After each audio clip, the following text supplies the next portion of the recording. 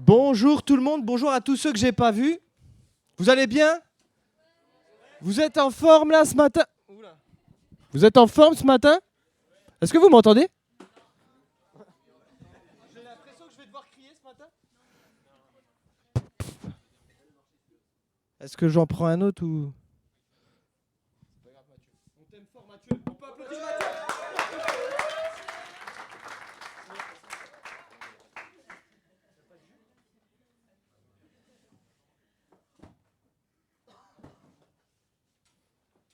Est-ce qu'en attendant, je peux me présenter?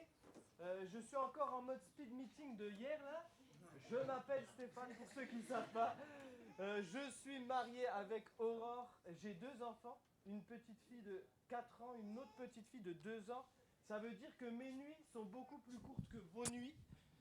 Et j'aime le bleu, j'aime le basket, j'aime la raclette. Et voilà. Et j'aime le Seigneur, amen. Et je suis trop content d'être avec vous pour tout le week-end, vraiment. J'aimerais vous encourager. C'est le premier week-end du plongeoir, c'est ça? C'est le premier week-end du plongeoir. C'est incroyable. J'aimerais vous encourager toute l'année à mettre de l'argent de côté, à vous dire il faut que j'aille dans des week-ends comme... Ouah! Il y a des pièges. Oh la pauvre, pardon, je crois que je l'ai mis un gros coup là. Elle se souviendra de son premier week-end du plongeoir. Il y avait un prédicateur avec ses mains qui... Ah désolé. Ouais, je vous encourage en tout cas à cumuler des meilleurs souvenirs que celui-là dans les week-ends. Oh la pauvre. Et puis à vraiment faire de ces temps-là des temps forts dans votre foi. Moi, je me souviens que ces week-ends-là, c'est les week-ends où j'ai donné 8000 fois ma vie au Seigneur, mais où ça me reboostait, ça me remotivait. Et voilà, je vous encourage à ça. Et ce matin, on va être dans un texte, dans Lamentation, chapitre 3. Il y a un livre de la Bible qui s'appelle Lamentation. Quand tu as envie de te plaindre, tu peux lire Lamentation. Lamentation, chapitre 3, verset 24 à 26 pour commencer. Et je vais juste donner du contexte avant qu'on lise. Lamentation, ça commence, c'est un moment de l'histoire du peuple de Dieu où le peuple s'est éloigné de Dieu. Ils sont tellement éloignés que leur ville a été détruite, le temple où ils se réunissaient a été détruit, les familles sont détruites, tout le monde est séparé et divisé. C'est la grande prise de tête, c'est la plus grosse crise du peuple de Dieu. Et Jérémie, le prophète qui parle de la part de Dieu, va parler à ce peuple à ce moment-là. Et on va lire ensemble ce qu'il lui dit. Lamentation 3, versets 24 et 26. Écoutez bien. Je le déclare, l'Éternel est mon bien, c'est pourquoi je veux m'attendre à lui. L'Éternel a de la bonté pour celui qui compte sur lui, pour celui qui le recherche. Il est bon d'attendre en silence le secours de l'Éternel. Jérémie dit dans un temps de crise, dans un temps où le peuple s'est éloigné de Dieu, il leur dit au peuple, il est bon d'attendre dans le Seigneur. Il est bon de s'attendre à lui. Et moi, j'aimerais vous encourager dans un week-end comme celui-là, peut-être avant de venir t'éloigner, peut-être tu t'es dit, c'est le week-end où je vais prendre des grandes décisions pour Dieu, peut-être tu es en crise comme le peuple de Dieu, et j'aimerais te dire, il est bon que tu t'attendes à Dieu durant tout ce week-end.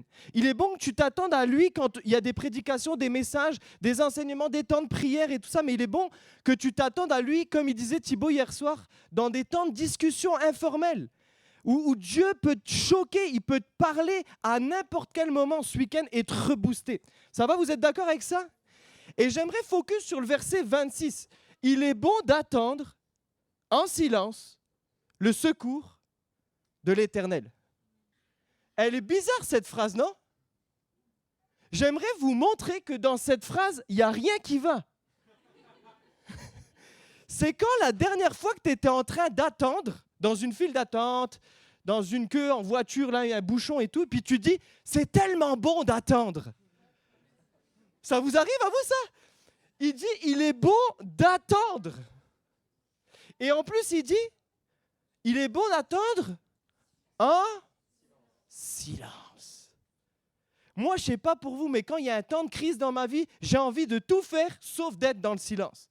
J'ai envie de crier, de me lamenter, de me plaindre, de poster sur les réseaux bêtement peut-être, mais je n'ai pas envie d'attendre en silence. Vous êtes d'accord avec ça? Lui, il dit, dans un temps de crise, il est bon d'attendre en silence. Et ce matin, le thème, c'est, tu peux l'afficher, un thème qui n'est pas du tout accrocheur. C'est les bienfaits du silence et de la solitude. C'est pas du tout accrocheur dans notre culture. Hein. On aime le bruit, nous. On n'aime pas du tout le silence. C'est pas du tout accrocheur dans une culture où on parle que de communauté réelle, virtuelle et tout ça. Puis là, on va voir ensemble les bienfaits du silence et de la solitude. Et mon premier point ce matin, si vous prenez des notes, mon premier point, c'est qu'aujourd'hui, le bruit nous détruit. Aujourd'hui, on vit dans un monde du bruit. C'est comme s'il y a une conspiration de plein de choses contre le silence. On vit dans un monde qui est hyper moderne et hyper bruyant. Aujourd'hui, il y a le bruit, par exemple, de la surinformation. On est surinformé. Il y a un mot qui a été inventé, c'est l'infobésité. Vous avez déjà entendu ça? Je suis obèse de l'information. En fait, on reçoit tellement d'informations au quotidien aujourd'hui que notre cerveau, il n'est pas capable de l'ingurgiter, de traiter l'info, puis de la digérer. On reçoit trop d'informations. C'est le bruit de la surinformation. Des informations toujours plus croustillantes et choquantes. Vous vous souvenez là, récemment, Cross Montana. C'est des informations qui viennent nous prendre dans nos émotions, qui nous choquent, et c'est de plus en plus bruyant. C'est le bruit de la surinformation. À ça, il faut rajouter les informations publicitaires. On reçoit des centaines et des centaines d'informations aujourd'hui, chaque jour, de publicité et tout qui nous mange le cerveau. Le bruit de la surinformation. Mais à ça, il faut rajouter le bruit de la suractivité. La suractivité, certains d'entre vous, vous êtes peut-être en études, peut-être vous travaillez, peut-être vous êtes toujours dans les transports pour aller d'un endroit à l'autre, pour vos études, pour vos examens, pour aller à l'école, tout ça. Puis tu sais, c'est le bruit de la suractivité, il faut toujours faire quelque chose. À ça, tu rajoutes que le soir, tu veux aller te construire un corps de rêve comme Thibaut Geyer au Basic Fit et tu vas à la salle le week-end et le soir. Peut-être que tu as tes parents qui te mettent la pression pour aller dans un conservatoire de musique, un club de danse, un club de sport, puis tu as le bruit de la suractivité. Et puis dans votre génération, c'est vraiment particulier parce que vous, il y a tout ce que vous faites là, et quand je parle avec vous, vous avez toujours un projet sous la main en plus. C'est vrai ou pas? Les projets de côté là. Vous êtes dans plein de choses et en plus vous vous rajoutez un petit projet. T'inquiète Steph, je gère un petit projet. Vous avez toujours la suractivité. Et puis, tu sais, dans notre culture, on valorise ça. Les gens qui sont surchargés, là, tu leur demandes un créneau, viens, on se cale samedi soir, on fait un truc et tout. Puis, ils sont toujours là à dire, j'ai pas le temps, je peux pas, j'ai trop de trucs à faire. Et dans notre tête, on se dit, ils sont tellement chargés, ces gens-là, leur vie doit être incroyable. On valorise les gens qui sont dans le bruit de la suractivité. Et à ça, tu rajoutes le bruit du divertissement. Certains d'entre vous vous enfermez dans le bruit du divertissement. Il y en a, vous êtes des geeks ici. J'ai parlé, je crois, avec 2-3 geeks ce week-end déjà. Là. Oui, ben il y en a. Mais les geeks, ils sont forcément au vidéoprojecteur. Il y a des geeks ici, vous enfermez dans les jeux vidéo, les séries Netflix, un épisode après l'autre, le bruit du divertissement. Moi, j'aime un divertissement. Moi, j'aime la musique, par exemple. Mais j'aime bien me poser, même avec mes filles et tout, juste écouter un son, tu vois. Mais aujourd'hui, tu peux aller nulle part sans qu'il y ait de la musique, hein, ouais. Il y a toujours du bruit, un bruit de fond. On n'aime pas le silence. On n'aime pas ça, le silence. Et puis, à tout ça, tu rajoutes le bruit de l'église.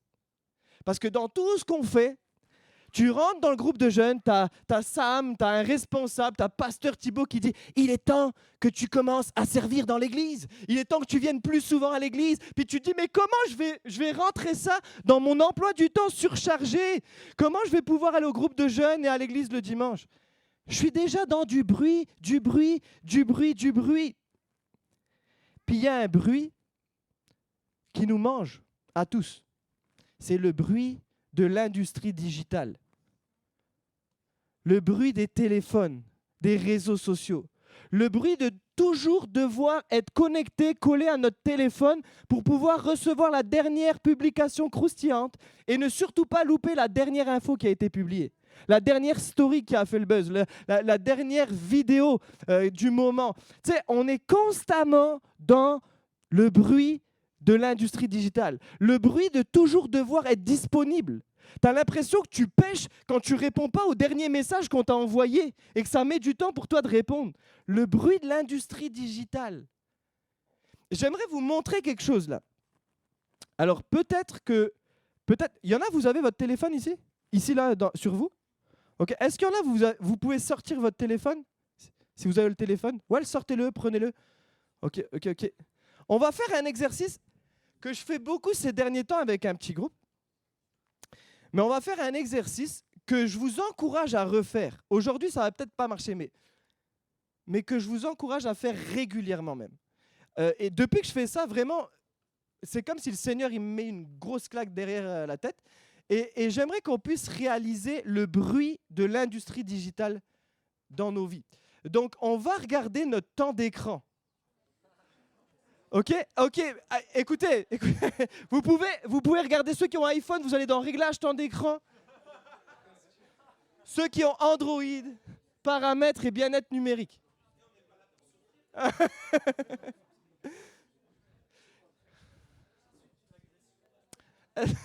C'est qui parle? Ok. Combien? Wouah! C'est pas possible! Est-ce qu'il y en a, vous avez genre 3 heures? Aujourd'hui, là. Parce que c'est aujourd'hui, ouais. Ok. Il y en a... C'est quoi, toi?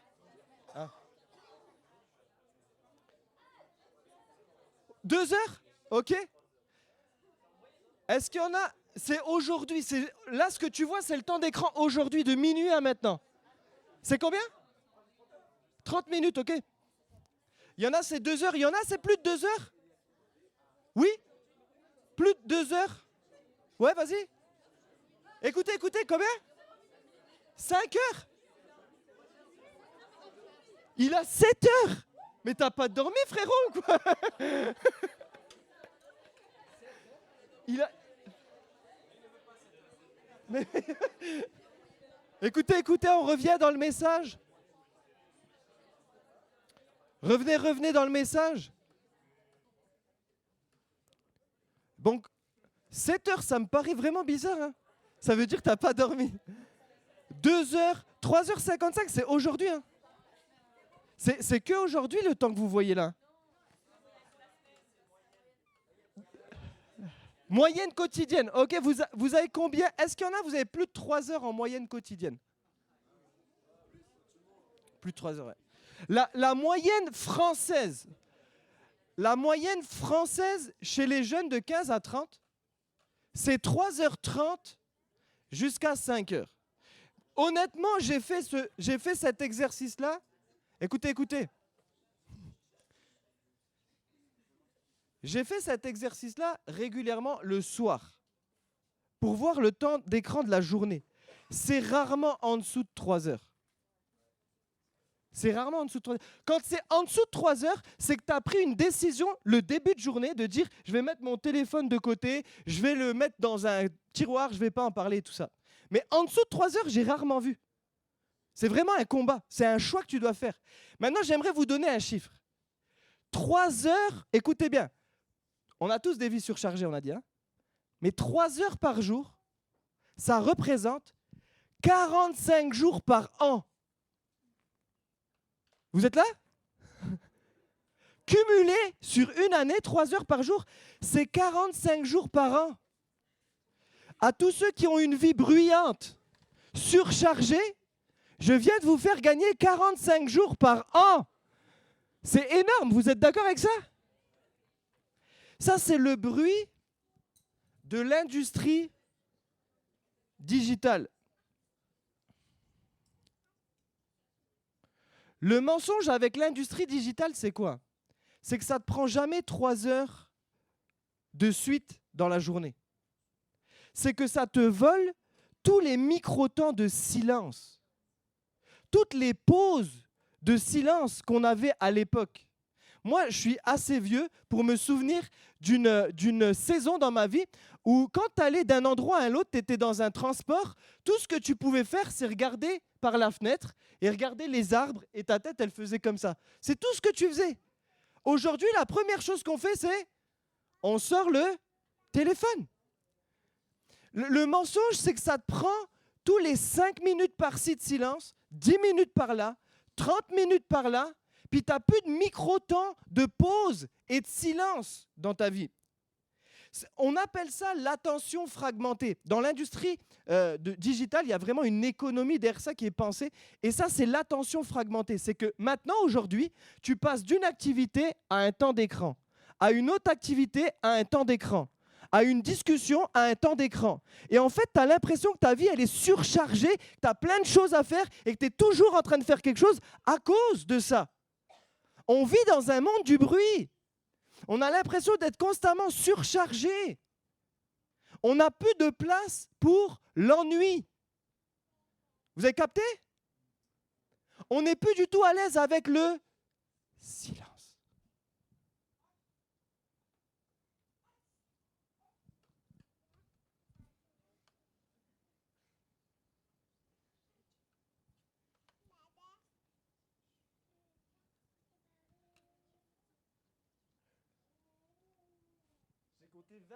J'ai compté 20 secondes dans ma tête. Il y en a, vous êtes crispés, il y en a, vous bougez, il y en a, vous avez envie de me taper et dire « Mais parle !» C'est trop silencieux. Ça fait du bien, hein? Mais on n'est pas à l'aise avec le silence. Vous avez remarqué? Il y a quelque chose qui nous dérange. On n'a plus de place pour le vide de silence que Dieu veut remplir. On n'est pas à l'aise avec le silence. Certains, vous avez lutté pour ne pas sortir votre téléphone. Hein? Vous vous souvenez du Covid? C'était il y a 6 ans maintenant, le Covid. Le Covid, moi, ça m'avait marqué parce que je me souviens, tout le monde avait ralenti, gros coup de frein à main. Puis tu sais, au début, on était énervés, oh, on ne peut plus sortir, machin. Puis très rapidement, on a capté, c'est pas trop mal. C'est pas mal de rien faire dans la vie. C'est pas mal d'avoir des micro-temps de silence. De rien avoir planifié le week-end, pouvoir glander, profiter, poster sur Instagram les pains qu'on faisait là, et puis tu sais, toutes les activités qu'on ne fait jamais dans la vie, mais que là, on faisait. Tu sais, on s'est dit, c'est pas mal le silence. Et je me souviens de prédications, d'émissions télé, de Zoom, dans lesquelles on discutait, on disait, plus rien ne sera jamais comme avant. On a goûté au silence. Maintenant, nos vies vont être différentes. Et là, on est 6 ans après. Et j'ai l'impression que c'est pire qu'avant. Vous êtes d'accord avec ça? Il y a plus de bruit maintenant qu'à l'époque. C'est plus actif, c'est plus chargé maintenant qu'avant le Covid. Parce qu'on est constamment là à remplacer le vide dans nos vies par du bruit. Dès qu'il y a un vide dans mon emploi du temps, je rajoute quelque chose. Je ne suis pas à l'aise avec le silence. Et j'aimerais vous montrer, pour finir sur ce premier point, qu'est-ce que c'est qu'une âme marquée par le bruit. Le diagnostic d'une âme marquée par le bruit, tu peux afficher. La première chose, c'est que tu te sens distant d'avec Dieu. Parce que tu es tellement surchargé dans la vie de plein de choses à faire que tu n'as pas le temps de prendre du temps avec Dieu. Puis tu te justifies. Tu vois bien, Seigneur, que j'ai plein de choses à faire. Tu te sens distant avec Dieu. Deuxième chose, c'est que tu te sens distant avec toi-même. Parce que tu n'es même pas en train de faire des choses qui pour toi sont importantes. Tu fais des choses qui ne sont même pas les plus importantes pour toi. Donc tu te sens distant avec toi-même. La troisième chose, c'est que tu as une santé émotionnelle fragile. Tu es constamment là à dire « je suis fatigué ». C'est comme si tu avais combattu comme David, là, le lion qui venait... il voulait bouffer ton troupeau et tout. Mais on n'est pas là-dedans, nous. On est dans un autre monde, mais on est encore plus fatigué que lui. Tu es constamment fatigué, tu es constamment anxieux, stressé, peut-être angoissé, et peut-être même colérique, impulsif. Dès qu'on te parle d'un truc, tu t'énerves. Une santé émotionnelle fragile. Et l'autre chose, c'est que tu fuis tes engagements. Et ça, c'est vraiment typique de notre génération. On est tellement surchargé que quand on te propose un engagement, quelque chose, tu es comme là à dire « Oh, je ne sais pas si je pourrais faire ça. Je ne sais pas si j'ai de la place pour être en couple et m'engager vraiment dans un couple solide parce que je suis trop chargé. Je suis dans un monde du bruit. Je ne sais pas si j'ai de la place pour venir au groupe de jeunes les week-ends parce que j'ai déjà tellement de choses à faire. Puis le Seigneur me comprend, Steph. Je ne sais pas si j'ai de la place pour venir le dimanche à l'église. Et tu fuis tous tes engagements, tu as peur de t'engager. Parce que tu as trop de choses à faire. Ça, c'est une âme marquée par le bruit. Et j'aimerais dire, aujourd'hui, malheureusement, le bruit nous détruit. Vous êtes d'accord avec ça? C'est pour ça que Jérémie il dit, tu peux réafficher, il est bon d'attendre en silence le secours qui nous vient de l'Éternel. Il est bon d'attendre en silence. Et mon deuxième point, c'est que le silence a un sens. Le silence a un sens. Pour beaucoup, le silence, ça n'a pas de sens. Pour beaucoup, le silence, c'est une perte de temps. C'est pas productif.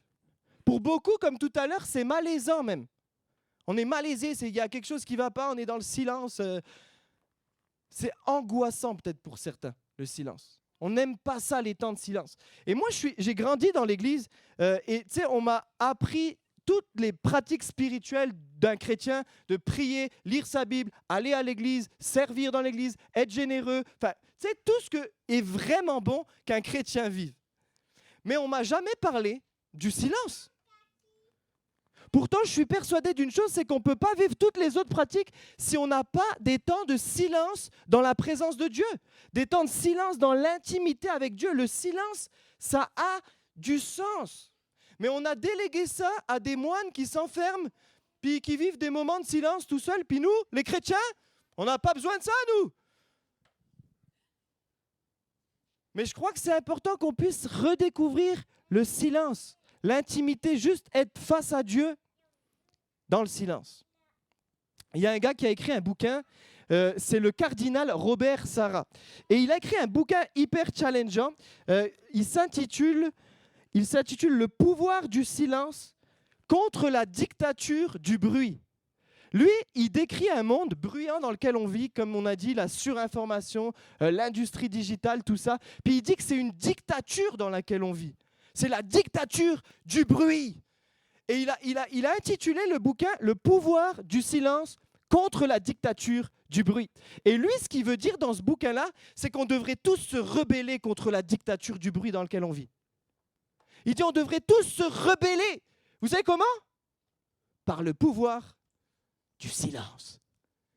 Si on faisait tous silence dans nos vies, on se rebellerait.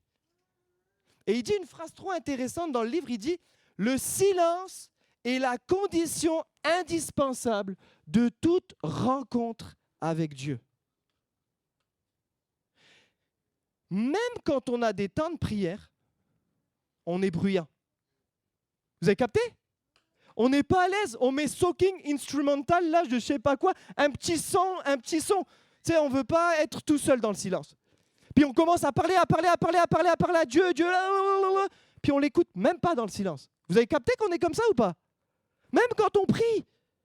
Et lui, il dit, le silence, c'est la condition indispensable de toute rencontre avec Dieu. Et il nous invite à être rebelles contre la dictature du bruit. Et je voudrais nous inviter à être rebelles, vraiment rebelles. Ce matin, on va faire un acte de rébellion ensemble. Vous êtes d'accord avec ça? Contre la dictature du bruit? Donc vous pouvez tous ressortir votre téléphone. On va faire un acte incroyable, quelque chose, vous n'avez jamais vu ça encore peut-être dans votre vie. Un acte de rébellion de malade mental. Sortez, vas-y, sortez votre téléphone. Il y en a, vous savez là où je vais aller et vous dites non, on va pas faire ça. On va se rebeller contre toi. On va faire quelque chose d'incroyable, d'insurmontable sans le Saint-Esprit. Je vais vous inviter à 2 défis pour être vraiment rebelle. Est-ce qu'il y en a, vous êtes rebelles? Il y en a des rebelles? Ok, on va voir ça.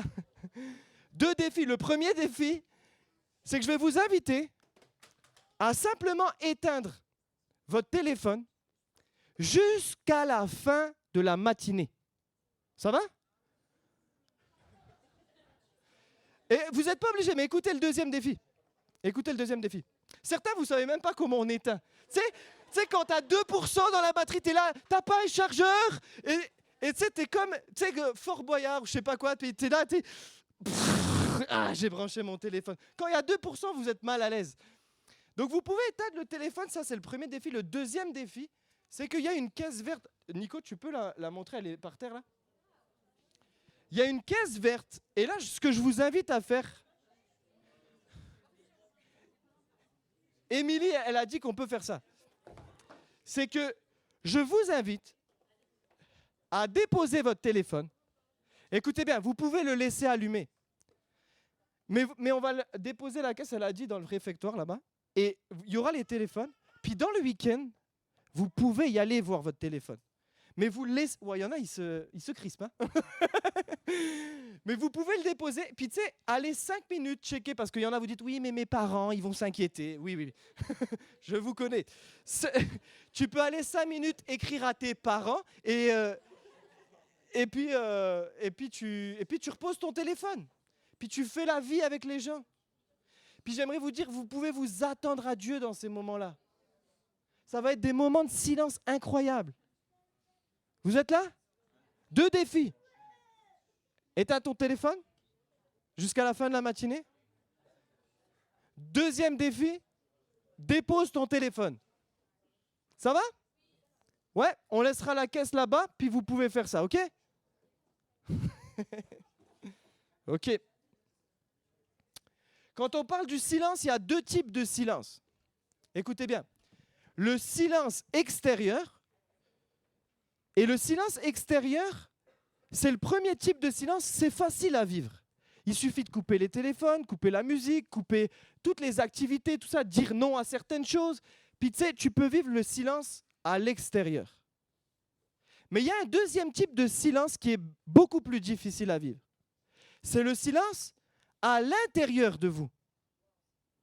Je ne sais pas si vous avez déjà capté ça, mais quand vous êtes dans le silence, vous êtes seul, vous voulez prendre un temps avec le Seigneur. Vous êtes là, c'est comme si le bruit à l'intérieur de vous fait encore plus de bruit qu'à l'extérieur. Tes pensées, elles commencent à aller dans tous les sens. Ça ne fait pas de sens. Vous avez déjà capté ça? Tu commences à penser à des trucs ridicules, tu sais. Ah, j'aurais pas dû laisser ça dans le frigo. Ah, il faut que je réponde au dernier message. Et puis tu reprends ton téléphone et tu te justifies. Un message vidé, tu t'en fous. Mais tu sais, il y a plein de pensées qui reviennent dans ta tête. Ah, mais j'aurais dû dire ça dans la discussion avec un tel. Ah, mais si elle a dit ça, la personne là, c'est parce qu'elle pense ça sur moi. Et tu commences à penser à plein de choses. Puis toutes ces pensées-là, elles se mélangent. Il y en a, vous vivez ça aussi? Ouais, je ne suis pas tout seul, ok. Et puis quand ces pensées se mélangent, il y a le bruit des émotions derrière. Tu te rappelles de certaines discussions qui t'énervent, qui te mettent en colère. Tu te rappelles de certaines choses que tu dois faire qui t'angoissent, qui te rendent anxieuse. Tu te souviens de frustration, tout ça. Puis tu as toutes ces émotions qui se mélangent et qui font tellement de bruit à l'intérieur de toi que tu veux fuir dans le silence extérieur, dans le bruit extérieur.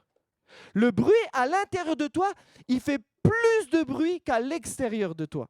Vous êtes d'accord avec ça? Et le but d'être dans le silence, c'est que le silence extérieur nous amène à confronter notre bruit à l'intérieur. Puis ça, il faut le confronter.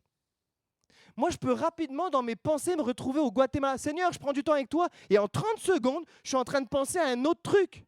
Puis constamment, je dois me reconnecter avec Dieu et dire « Oh Seigneur, je veux me reconnecter avec toi. » Puis après, je repars 30 secondes après. Puis 30 secondes après, j'essaie de me reconnecter avec Dieu. Il n'y a que moi qui galère comme ça ou pas? On est tous comme ça. Le bruit intérieur fait plus de bruit qu'à l'extérieur.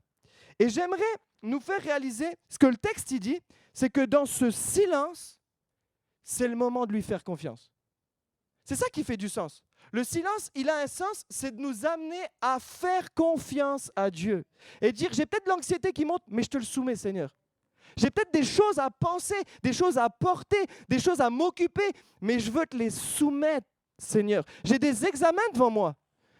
J'ai des décisions à prendre pour mon futur. J'ai des galères dans mes relations, mais Seigneur, je veux te les soumettre. Je ne veux pas laisser le bruit intérieur me manger la vie. Je veux faire le silence à l'intérieur de moi. Vous êtes d'accord avec ça? Dans Psaume 46, David, il décrit un monde bruyant, un monde dans lequel on vit tous, hyper bruyant. Et il parle du bruit, ah, il se passe ça et ça et ça. Puis dans Psaume 46, 10, il y a un verset qui fait toute la différence, que j'aimerais nous laisser là. Psaume 46, 10. Ce n'est pas la fin du message, croyez pas, parce que quand un prédicateur, il dit ça, il y en a, vous avez été, ah, c'est fini. Psaume 46, 10, écoutez bien ce qu'il dit. Un monde bruyant, et il dit, arrêtez et sachez que je suis Dieu. C'est comme si au milieu du bruit qu'on vit extérieur, du bruit intérieur, David dit, arrêtez. Arrêtez et sachez que je suis Dieu. Arrêtez-vous. Coupez certaines choses. Prenez des décisions de vivre des moments dans le silence. Faites pause. Oui, c'est le bruit dans le monde dans lequel on vit. Mais arrêtez-vous. Faites silence. Et sachez que je suis Dieu. Faites-moi confiance. Ces moments de silence où on vit le bruit à l'intérieur de nous, là, c'est le moment de lui soumettre ce bruit et de lui dire, Seigneur, je veux m'arrêter et je veux te faire confiance. Je veux te faire confiance. Je veux savoir que tu es Dieu dans ma vie. Ce week-end à part, dans le silence, où on coupe tout là, ça va vous faire du bien, vous le savez. Parce que vous êtes arrêtés. Puis tu es en train de goûter à quelque chose que tu peux amener quand tu vas redescendre de la montagne, comme on a entendu hier. Que quotidiennement, tu peux prendre 5 minutes de silence quand c'est bruyant et dire, je veux te faire confiance, Seigneur. Vous savez, moi, quand je suis au travail, puis je suis blindé, tu sais, en plus, je laisse mon téléphone à côté, je regarde les notifs, je travaille, puis tu sais, je suis stressé, tout ça. À un moment donné, j'en peux plus. Je vais 5 minutes aux toilettes, 5 minutes de silence. Seigneur, je veux juste m'arrêter dans tout ça et te faire confiance. 5 minutes par-ci, 10 minutes par-là, 30 minutes par-là. Arrêtez et sachez que je suis Dieu. Amen. Le silence, ça a du sens. Puis on va lire les versets 27 et 28 maintenant. Jérémie continue. Il va plus loin. Il ne parle pas que du silence. Lamentation 3, versets 27 et 28. Il est bon pour l'homme de devoir se plier à des contraintes dans sa jeunesse. Il y en a, vous ne dites pas amen là. Il est bon pour l'homme de devoir se plier à des contraintes dans sa jeunesse, qu'il se tienne solitaire et silencieux lorsque l'Éternel le lui impose. Ici, Jérémie ne nous dit pas juste d'être silencieux. Il nous dit d'être solitaire. C'est bizarre, hein, ouais. Les bienfaits du silence et de la solitude. Et mon troisième point, c'est que la solitude apporte la plénitude. La solitude peut apporter la plénitude. Puis certains, vous êtes là et vous dites, comment ça, Steph? Moi, je souffre de solitude. Moi, je suis seul à l'école. Moi, je suis seul, je suis célibataire et j'en souffre. Je souffre de solitude. Et toi, tu dis, la solitude apporte la plénitude. Qu'est-ce que tu racontes? Et j'aimerais vous dire, il y a une différence entre l'isolement et la solitude. L'isolement, c'est quand tu es coupé des relations, tu te retrouves seul. Puis tu subis ça, c'est un poids pour toi. La solitude, c'est ces moments que tu peux choisir et pas subir. Tu peux choisir de juste être seul à seul avec Dieu. D'être seul dans la présence de Dieu. D'être seul pour être rempli de qui il est. C'est temps où tu vas goûter à sa présence, à juste qui elle est. Tu n'es pas en train de parler et dire 1 milliard de trucs pour essayer de l'impressionner là. Tu es juste en train d'être seul avec lui et dire « Remplis-moi, remplis-moi, Je suis en train de me vider là. Remplis-moi de ta présence.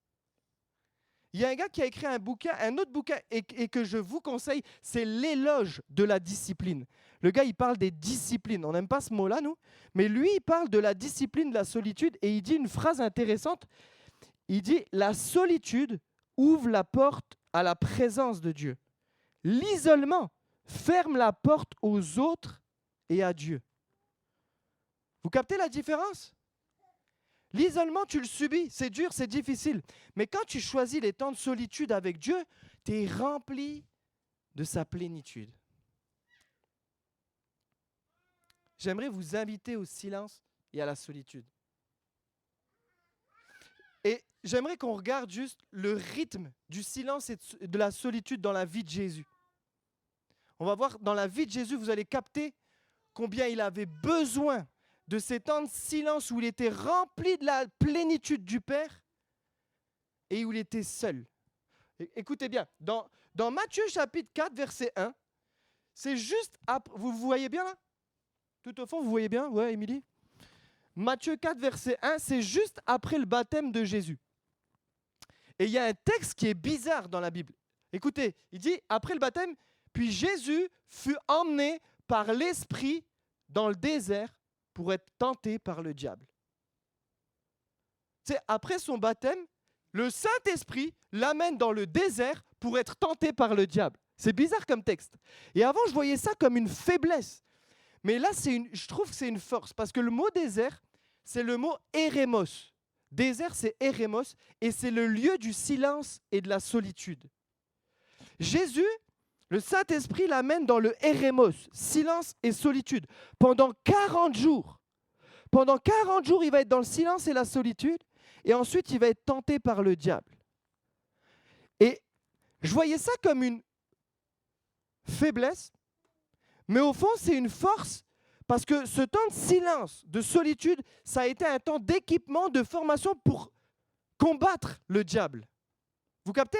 Les temps de désert, de silence et de solitude, c'est des temps où Dieu va te remplir pour être capable de te battre contre l'ennemi. Mais écoutez bien, ça c'est ce que Jésus fait pendant 40 jours, 40 nuits. Moi je me suis dit, qu'est-ce qui se passe après 1 mois et demi de silence et de solitude dans la vie de Jésus? Et dans Marc 1 nous décrit la première journée après que Jésus ait passé 40 jours dans le silence et la solitude. Et sa première journée après ça, c'est que le matin, il se lève, il va prêcher et enseigner. L'après-midi, il va guérir la belle-mère d'un ami à lui, Pierre. Et le soir, on va lui amener, il y a écrit, beaucoup de malades et de personnes possédées. Tu sais, Jésus vit 40 jours, silence et solitude. Il est rempli de la plénitude de Dieu. Et ensuite, il vit une journée de miracle. Une journée, il va guérir des malades, où il va délivrer des personnes possédées. Vous captez le rythme là? Donc 40 jours de silence et de solitude, 1 jour de miracle, et le lendemain, écoutez ce que Jésus va faire. Marc 1, 35. Jésus se réveille le matin, tôt. Vers le matin, alors qu'il faisait encore très sombre, il se leva et sortit pour aller dans un endroit désert, Érémos, où il pria. Tout de suite après cette journée, ça c'est mes notes. Tout de suite il a besoin d'être seul. Donc Jésus, il passe 40 jours dans le silence et la solitude, le désert, Érémos. 1 jour de travail intensif, 1 jour chargé, 1 jour de miracle, de réveil, et le lendemain, qu'est-ce qu'il fait? Silence et solitude. Une journée où il va se ressourcer. Une journée où il va être rempli de la plénitude de son Père. Vous captez le rythme? Vous captez comment Jésus a tellement besoin de ces temps de silence et de solitude? Je vais vous donner 2 autres textes encore. Écoutez bien. Tu peux afficher le prochain? Luc 5, 15 et 16. On parlait de plus en plus de lui, de Jésus, et les gens venaient en foule pour l'entendre et pour être guéris par lui de leur maladie. Mais lui, il se retirait dans les déserts. Érémos, silence et solitude, et il priait. Jésus, il est de plus en plus connu. Les foules viennent à lui. Tu sais, c'est le moment de poster sur Instagram, d'augmenter l'audience, de faire le buzz. Et Jésus, qu'est-ce qu'il fait? Ciao tout le monde. J'ai besoin de silence et de solitude. Est-ce que nous, on aurait fait ça? Dernier texte, Marc 6, 31-32. Jésus leur dit, venez à l'écart dans un endroit désert. Érémos, encore une fois, silence et solitude. Et reposez-vous un peu. En effet, il y avait beaucoup de monde qui allait et venait, ils n'avaient même pas le temps de manger. Ils partirent donc dans une barque pour aller à l'écart dans un endroit désert. Érémos. Jésus, ses responsabilités augmentent, son influence augmente. Il a une équipe avec lui maintenant, les 12. Puis là, ils n'ont même pas le temps de manger parce que les gens viennent à eux. Et il leur dit quoi? Venez avec moi dans mon Érémos, mon lieu de silence et de solitude. Tu as besoin de redécouvrir le silence, la présence de Dieu où tu vas juste l'écouter, où tu vas juste développer ton intimité avec lui. Tu as besoin de rentrer dans ces temps de silence et de solitude avec Dieu où tu vas l'écouter. Pourquoi on ne vit pas ces moments-là? Pourquoi on ne priorise pas comme Jésus ces moments-là?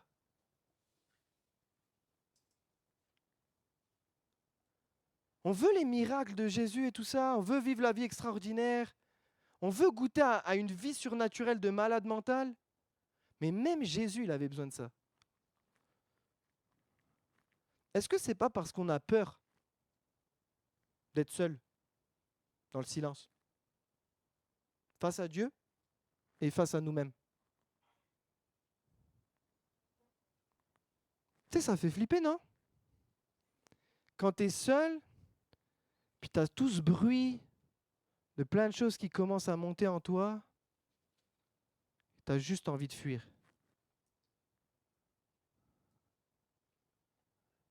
Et Jésus nous invite dans le silence et la solitude. J'aimerais qu'on prenne un temps de silence. Tu sais, je vais finir avec un témoignage. C'est une femme, tu peux skipper l'avant-dernière et aller direct à la dernière. C'est une femme qui s'appelle Susanna Wesley. Et Susanna Wesley, c'est une femme, elle était dans le bruit. Elle avait 19 enfants. OK? Ça, c'est bruyant. OK? Ça, c'est très, très bruyant. 19 enfants. Mais cette femme-là, elle est hyper connue parce que ses enfants la décrivaient tout le temps avec un tablier. 19 enfants. Punaise, je ne sais pas comment elle a fait. Thibaut, bientôt, il y est. Et ses enfants la décrivent avec un tablier. Et si vous lisez sur Susanna Wesley, elle est hyper connue pour ses temps de silence avec Dieu, ses temps de prière, ces temps qu'elle privilégie. Elle donne des conseils comment gérer les familles et tout qui sont avec un grand nombre d'enfants. Puis elle a éduqué ses enfants à ce qu'à chaque fois qu'elle mettait le tablier sur sa tête comme ça et qu'elle posait sa tête sur la table, tout le monde devait faire silence. C'était le seul moment où elle avait le silence. Et elle, régulièrement, quand elle en pouvait plus de ses 19 enfants, il y en a 9 qui sont morts. À l'époque, on mourait facilement quand on... Et j'imagine qu'il y avait une tolérance de perte. 19 enfants. Ah, je plaisante. Non, je rigole. Mais 19 enfants. Et tu sais, à chaque fois qu'elle mettait son tablier sur la tête, elle est connue pour faire ça. Juste silence.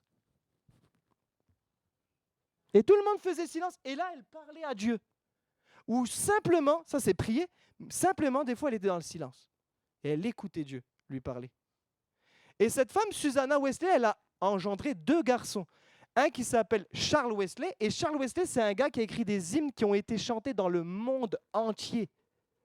Et elle a engendré un autre gars qui s'appelle John Wesley. Et John Wesley, c'est un gars qui a fondé tout un mouvement de chrétiens, des personnes qui se sont tournées vers Jésus, des milliers de personnes. Et nous, tu sais, on connaît Charles et John Wesley qui ont été des gens incroyables quand vous regardez ce qu'ils ont vécu et tout. Mais on connaît très peu Susanna, qui était une femme qui était juste dans le silence, la solitude, en train de connecter à la présence de Dieu et qui la transmettait à ses enfants. Vous captez? Il y a tellement de la force et une puissance dans les temps de silence. quand tu vas traiter le bruit qui est à l'intérieur de toi, tu vas accepter de confronter le bruit à l'intérieur de toi, le bruit du péché, le bruit du passé, le bruit des blessures qui montent, qui te font repenser à tellement de choses sales que tu as pu dire, des trucs sales qu'on a pu te dire, que tu es dans le silence et puis tu es mangé par le bruit là. En fait, ce n'est pas le moment de fuir, c'est le moment de confronter le bruit à l'intérieur de toi et de le soumettre à Dieu et de lui dire, Seigneur, viens faire quelque chose de tout ça. Je veux te le soumettre, je veux que tu me parles, je veux que tu me dises quoi en faire, je veux te l'abandonner aujourd'hui. Je veux que ça soit le silence à l'intérieur. Je veux qu'il y ait ta présence à l'intérieur de moi qui me fasse tellement du bien. Est-ce qu'il y en a, vous avez envie de goûter à la présence de Dieu dans le silence? Est-ce qu'il y en a, vous voulez vivre ça? Yes. Je vais juste demander à l'équipe de louange, on va juste chanter d'abord Yeshua. Il est où, Sam? Juste prendre ce chant calmement et on va le chanter en juste connectant nos cœurs au cœur de Dieu. Juste tournant nos pensées vers Dieu. On va dire Yeshua, Yeshua, mais on va le dire en mode Seigneur, ce que je veux, c'est connecter mes pensées à toi là. Et après ça, on coupe tout et on prend un temps de silence devant Dieu. Et puis on va confronter le bruit qu'il y a à l'intérieur de nous. Et Thibaut, il veut me dire quelque chose?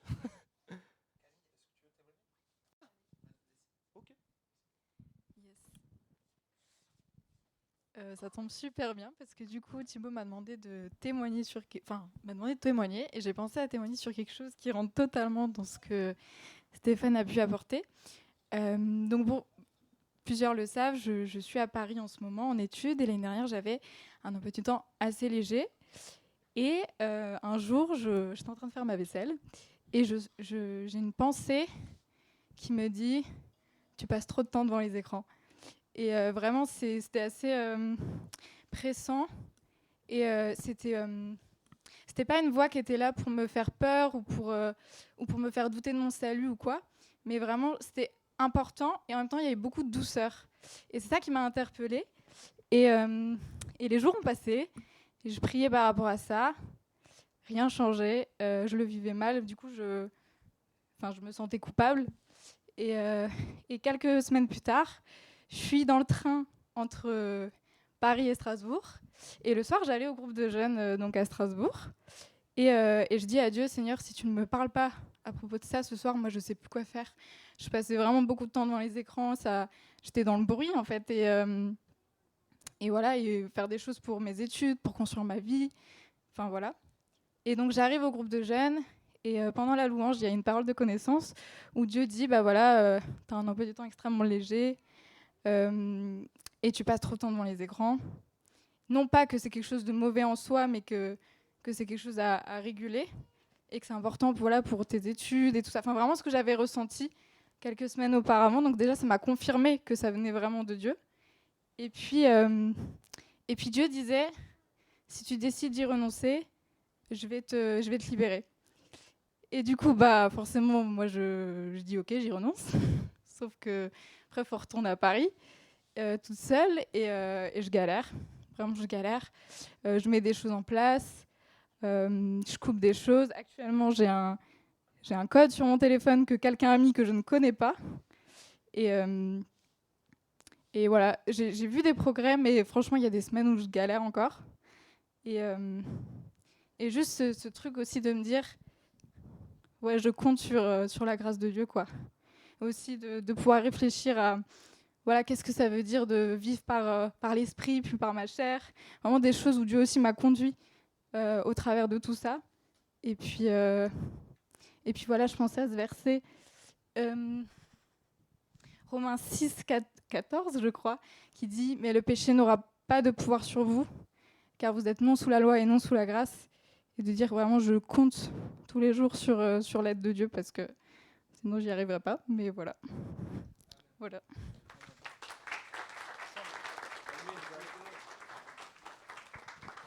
On va juste prendre ce chant maintenant. Merci Camille. Je crois que son témoignage, ça peut être notre témoignage. Je crois qu'on a tous un bruit au fond de nous qui prend trop de place.